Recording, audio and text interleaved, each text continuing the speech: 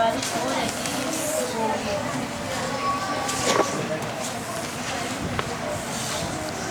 हम पढ़े physics chemistry का चैप्टर 3 का मुझे टॉपिक पढ़ा है। प्रॉपर्टी तो अब पॉजिटिव रेस हमने पढ़ लिया था। अब डिस्चार्ज ट्यूब से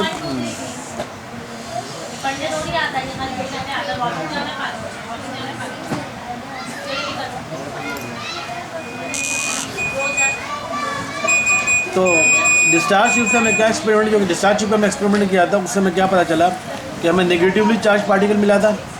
ठीक है, जिसे हमने इलेक्ट्रॉन का, और पॉजिटिव चार्ज पार्टिकल मिला जिसके हमने प्रोटॉन का। ठीक है, तो लिहाजा ये एलिमेंट के फंडामेंटल पार्टिकल्स कहलाने लगे, ये एलिमेंट के फंडामेंटल पार्टिकल्स कहलाने लगे। ठीक है, उसके बाद एक और टॉपिक आता है रेडियो एक्टिविटी। 1895 में हेनरी बैक्यूरेल, हेनरी ने एक साइंटिस्ट है, उसने ऑब्जर्व किया कि बहुत से ऐसे एलिमेंट जैसे यूरेनियम है और इसके जगह यूरेनियम या यूरेनियम के कंपाउंड, रेडियम हो गया, यूरेनियम हो गया, इस तरह बहुत सारे एलिमेंट जो हैं उसमें से कुछ ख़ास किस्म की पुरस्कार किस्म की रेडिएशन निकलती हैं। ठीक है, जो कि फोटोग्राफिक प्लेट को भी असरअंदाज करती है और किसी चीज़ में तो गुजर भी जाती है, आर पार गुजर, कोई भी सॉलिड चीज़ के सामने रखा हुआ हो तो उसके आर पार से गुजर जाती है वो रेस। वो रेस किसी सॉलिड मटेरियल के आर पार गुजर जाती है, तो उसने इस रेस को नाम दिया रेडियो एक्टिव रेस। और जिस एलिमेंट से ये रेस निकल रही थी उस एलिमेंट को उसने बोला रेडियो एक्टिव एलिमेंट है। ठीक है, रेडियो एक्टिव एलिमेंट का, और इस पूरे प्रोसेस को उसने कहा रेडियो एक्टिविटी। समझ आ गई बात? Radioactivity, radioactive element, radioactive rays.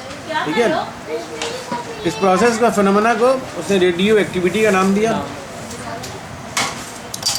ठीक है, और जिस एलिमेंट में से वो रेस निकल रही थी उसको क्या कहा उसने, रेडियो एक्टिव एलिमेंट्स का, और जो रेस निकली उसको रेस का नाम दिया, रेडियो एक्टिव रेस का नाम दिया।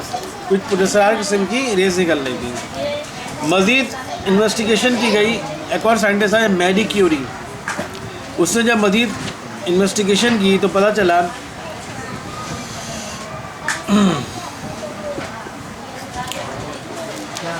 ये जो रेडिएशन निकल रहे हैं इन एलिमेंट में से, ये रेडिएशन इस चीज़ से रेडिएशन का इस पर फ़र्क नहीं पड़ता कि रेडिएशन के वो जो एलिमेंट जो है उस पर टेम्परेचर कितना है।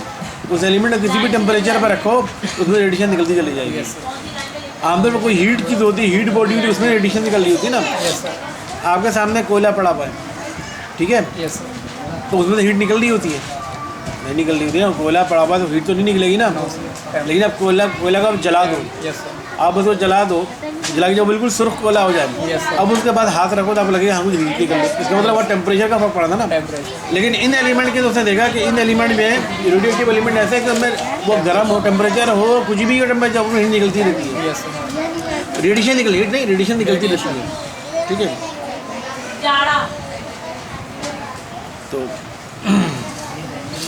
तो इसी तरह का एलिमेंट उसने को बताया, ये पिच ब्लेंड है, U3O8 एक कंपाउंड है, U3O8 कंपाउंड पिच ब्लेंड के नाम से। उसने कहा इसमें जो रेडियो एक्टिव रेस निकलती है वो यूरेनियम के मुकाबले में 4 गुना ज़्यादा निकलती है। तो बहुत से एलिमेंट है जिनमें डिफरेंट निकलती है, किसी में ज़्यादा निकलती है, किसी में कम निकलती है।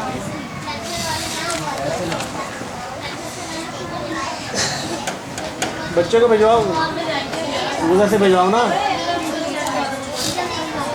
तो रेडियो एक्टिव रेस क्या है, उसी के फौरन जब रेडियो एक्टिव रेस डिस्कवर हो गई कि हाँ भाई कुछ मिस्टीरियस पुरस्कार किस्म की रेस निकलती हैं, रेडियो एक्टिव रेस उसका नाम दे दिया गया। तो मज़ीद जो है एक एलिमेंट भी डिस्कवर हुआ, रेडियम एलिमेंट डिस्कवर हुआ।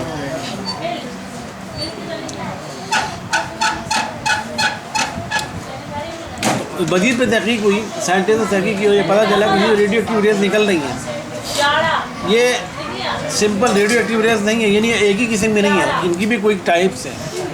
ये रेडियो एक्टिव रेस जो है इनकी भी कई टाइप्स हैं, ये एक किस्म की नहीं है बल्कि इनकी कई टाइप्स हैं।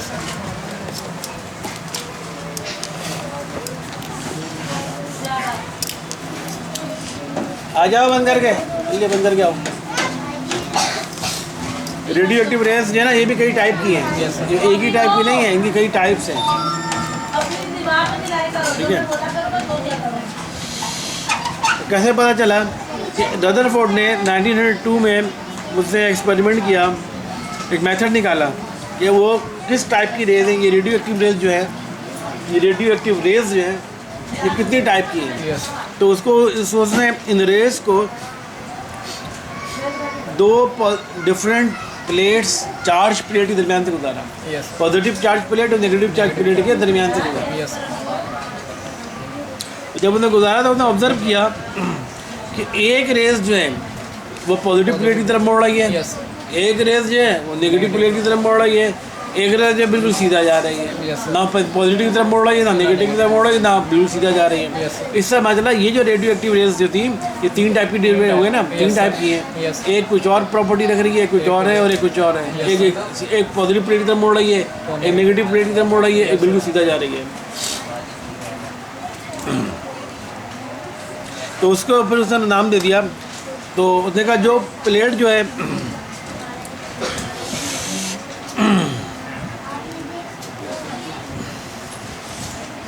नेगेटिव प्लेट की तरफ मोड़ रही है, ठीक है, उसको उसने नाम दिया अल्फा रेस, ठीक है, carrying burning toward the positive plate और ब्रेसली कैरिंग पॉजिटिव चार्ज। नाम तो पॉजिटिव प्लेट की तरफ जब मोड़ रही थी, ठीक है, उसको नाम दिया अल्फा रेस, ठीक है।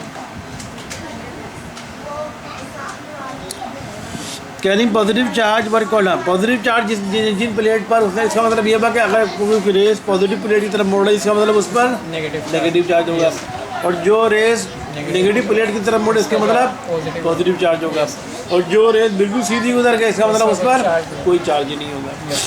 तो उसने बोला वो प्लेट जो कि नेगेटिव प्लेट की तरफ मोड़ रही है, ज़्यादा पर उसमें पॉजिटिव चार्ज होगा, उसका नाम दिया उसने अल्फा रेस। और वो रेस जो कि पॉजिटिव प्लेट की तरफ मोड़ रही है उसमें नेगेटिव चार्ज है, तो उसका नाम दिया उसने बीटा रेस, ठीक है। और तीसरी टाइप की रेस जो कि डिफ्लेक्ट नहीं हो रही, किसी तरफ नहीं मोड़ रही, जिसका मतलब में कोई चार्ज भी नहीं होगा, उसको उन्हें गामा रेस का नाम दिया, ठीक है। अब properties of alpha rays, alpha rays की प्रॉपर्टीज क्या है कि अल्फा रेस वो रेस होती हैं, रेडियो एक्टिव रेस में से अल्फा रेस वो रेस होती हैं जिन पर पॉजिटिव चार्ज होते हैं, जो पॉजिटिव चार्ज पार्टिकल मुश्तमिल होती हैं, ठीक है। और ये फास्ट मूविंग हीलियम के न्यूक्लियस का होगा। हीलियम एटम होता है ना, जी हम जैसा सोडियम एटम है, सोडियम का एटम होता है, हीलियम भी हमारी गैस है। उसने बोला ये जो अल्फा रहती है हीलियम के न्यूक्लियस है, हीलियम के न्यूक्लियस से मुराद ये बात, हीलियम का एटम ले लो, हीलियम के एटम में न्यूक्लियस होगा और ऑर्बिट में इलेक्ट्रॉन होंगे। उसने कहा ये हीलियम का न्यूक्लियस है, हीलियम का एटम नहीं कहा। हीलियम का न्यूक्लियस का मतलब क्या है, नहीं समझ लो, सिर्फ न्यूक्लियस में हीलियम के एटम लो, उसमें सारे इलेक्ट्रॉन निकाल दो तो हीलियम का न्यूक्लियस बन जाएगा ना। तो बोला ये हीलियम के न्यूक्लियस की तरह और बहुत तेज मूव करने वाले हीलियम के न्यूक्लियस हैं।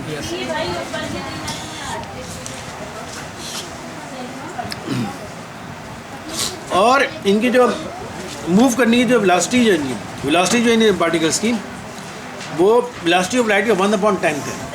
वेलोसिटी ऑफ लाइट का 1/10 है। वेलोसिटी ऑफ लाइट को 1/10 से मल्टीप्लाई कर दो, जितना निकल के आए उतनी इनकी वेलोसिटी है। और ये जिंक सल्फाइड एक प्लेट होती है, जिंक सल्फाइड एक केमिकल है, उसकी प्लेट पर जब गुजारोगे, उसके ऊपर मारोगे तो ये चमक पैदा करेंगी, ठीक है।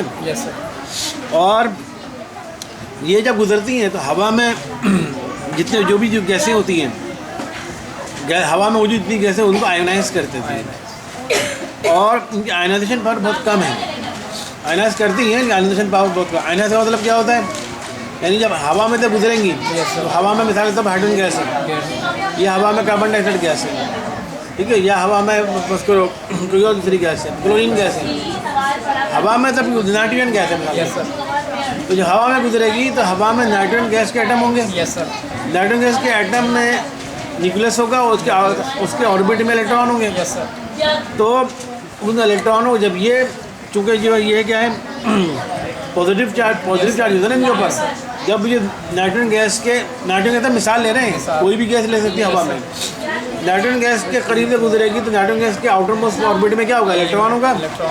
और ये क्या है पॉजिटिव चार्ज, अट्रैक्ट कर लेंगी, इलेक्ट्रॉनों को खींच लेंगे अपनी तरफ। भाई ये पॉजिटिव चार्ज है ना, ये अल्फा रेस पॉजिटिव चार्ज है, अल्फा रेज जो है पॉजिटिव चार्ज पार्टिकल्स हैं। Yes sir. ये जब गुजरेंगी नाइट्रोजन गैस के बराबर में से, नाइट्रोजन गैस के आउटर मोस्ट ऑर्बिट में इलेक्ट्रॉन होगा। तो positive charge negative charge electron होता है, नेगेटिव चार्ज क्या करेगा, अट्रैक्ट कर लेगा ना, तो इलेक्ट्रॉन को खींच लेंगी। जब इलेक्ट्रॉन को खींच लेंगी तो वो नाइट्रोजन गैस क्या हो जाएगा, आयनाइज हो जाएगा, आयन में कन्वर्ट हो जाएगा ना। वो कौन सा आयन में, इलेक्ट्रॉन दिया है उसने, नाइट्रोजन ने अपना इलेक्ट्रॉन दिया है, तो मतलब पॉजिटिव आयन में कन्वर्ट हो जाएगा, हमने आयनाइजेशन हो गई। ठीक है, लेकिन इनकी आयनाइजेशन की पावर कम होती है, बहुत कम पावर होती है। Penetrating power is very low. अच्छा, जब किसी चीज़ में टकराएंगी, टकराने के बाद थोड़ा सा उसके अंदर घुस सकती है, यानी कि पूरा आर पार को निकल जाए, थोड़ा सा पेनिट्रेट, थोड़ा सा अंदर घुस जाएंगी। ठीक है, तो बस करो, अगर 5 सेंटीमीटर का कोई ब्लॉक रखा हुआ है, 5 सेंटीमीटर की लकड़ी का तख्ता रखा हुआ है, 5 सेंटीमीटर मोटाई का, तो ये जो है उसके अंदर जो है 5 सेंटीमीटर ना, तो 1 सेंटीमीटर से भी कम हद तक घुस जाएंगी, जैसे 1 मिलीमीटर घुस जाएंगी या 2 मिलीमीटर तक घुस जाएंगी, आर पार नहीं हो सकेंगी। तो पेनिट्रेटिंग होता है ना, अंदर घुस जाने की सलाहियत इतनी स्लो है, कम है। और इनका मास बता दिया था 6.04 6.6 10 की 127 किलोग्राम। ये थी अल्फा रेज की प्रॉपर्टीज।